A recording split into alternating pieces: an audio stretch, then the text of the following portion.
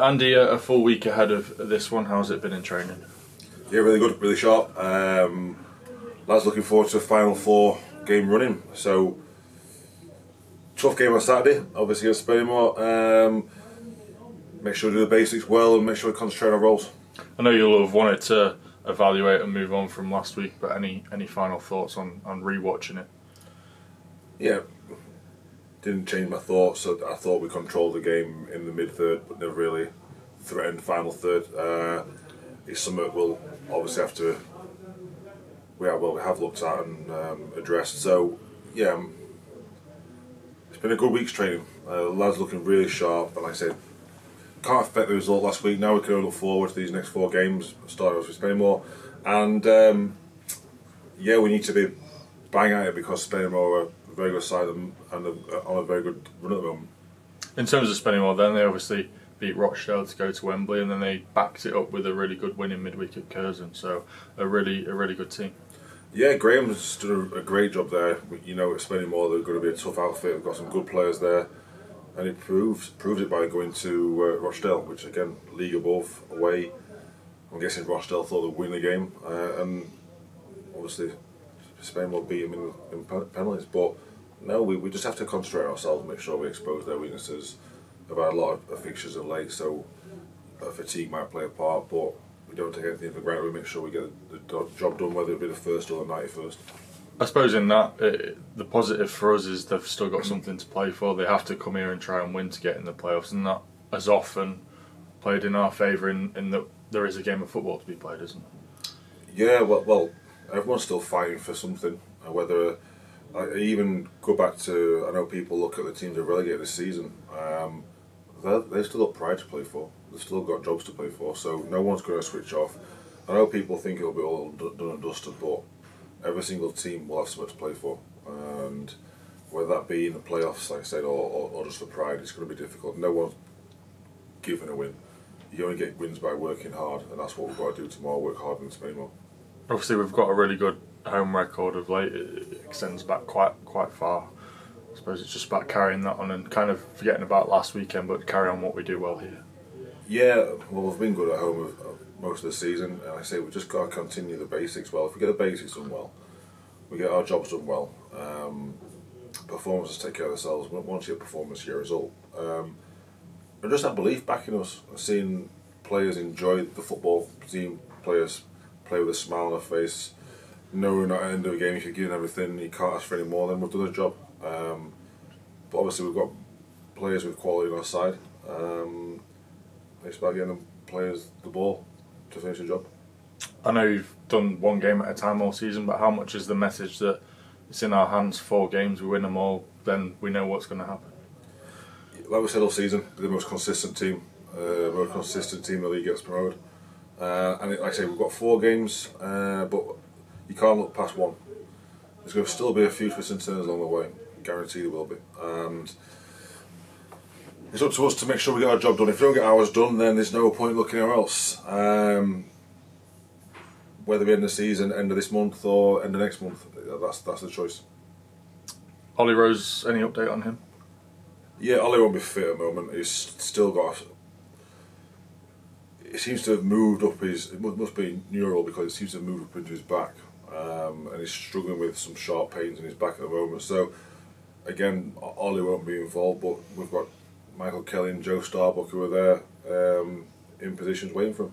Obviously, we spoke to Kells yesterday. How pleased are you for him that not only is he in the team playing, he's kind of like persistence all season is now being rewarded, isn't it, by consistent game time? Yeah, well, I've said all along, Kel's a model professional and he does everything correct. He doesn't do anything half-hearted. He's always in the gym, always leading, and he's a voice. So yeah, pleased for Kells because, like I said, he had a tough time in terms of not having any games as he would like, but you've got 2 very good left backs vying for one position, but he's taking his chance. Opposite fullback, he's played there before, and whether he's selected tomorrow or we go with something else, what about tomorrow? It's ironic, isn't it? Because you played him against Farsley to give others a breather, to keep him match sharp, and it proved dividends really, and that's why you did it on the day. Exactly that. I've said all along in terms of.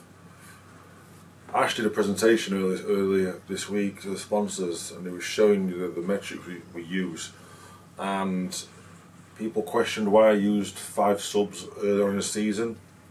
Well, it shows now, barring 2 impact injuries, I've got no other soft tissue injuries, so we have to be mindful that the season was a marathon, not a sprint, and that's why we made the subs, to make sure we have the fittest squad in the league and make sure we have the most available players. I know obviously last season we had different coaches, different manager, but as part of that, you've seen a difference in them kind of injuries and how we've prevented them this season. Yeah, I think the backroom staff, all of them have been fantastic. With Scarf, Muzzy, Patman, Ash and Rosie have all been brilliant for me. Always got an opinion, which helps me. I say we go in the office, we talk, we have little disagreements.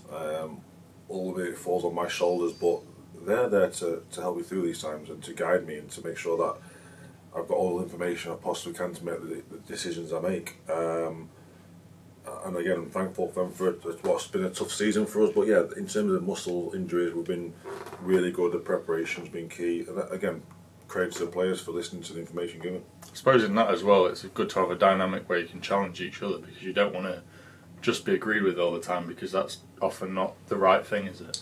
No, I didn't want yes people. I want people that come in and give their opinion. So that's why they're in there. And like I say, we can have our opinions in the room, but once it comes out of that room, we're all on the same page and we know what we're doing. Which again, I know will be this. I've got 100% faith in my staff, and again, 100% faith in my squad. So everyone's on the same page when we leave the building. And like I say, we've got 4 games to make sure that we challenge each other a bit more.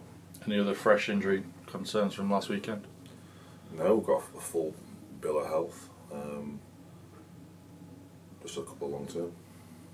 And obviously, like we said, back at home, and we know what atmosphere the fans have produced in the last couple of games, and just need that for the last, hopefully, 2 home games this season. Yeah, please do come out your numbers, because it's important you get your vocal support. You've been fantastic for the first 22 games this season at home in the league. Let's continue for the last 2. And like I say, we all want to be successful, but it's about encouraging these players to express themselves, making sure that they get their jobs done, and if you get the jobs done, they'll have something to go home, hopefully nice warm weather, have a drink, and enjoy the day. And just very final one, I know you and the team will be focusing on what's happening out there, but obviously there's a Steelworks march to the ground, there's a bit of a campaign on the pitch, just showing that the club's back in what all Steelworkers are doing.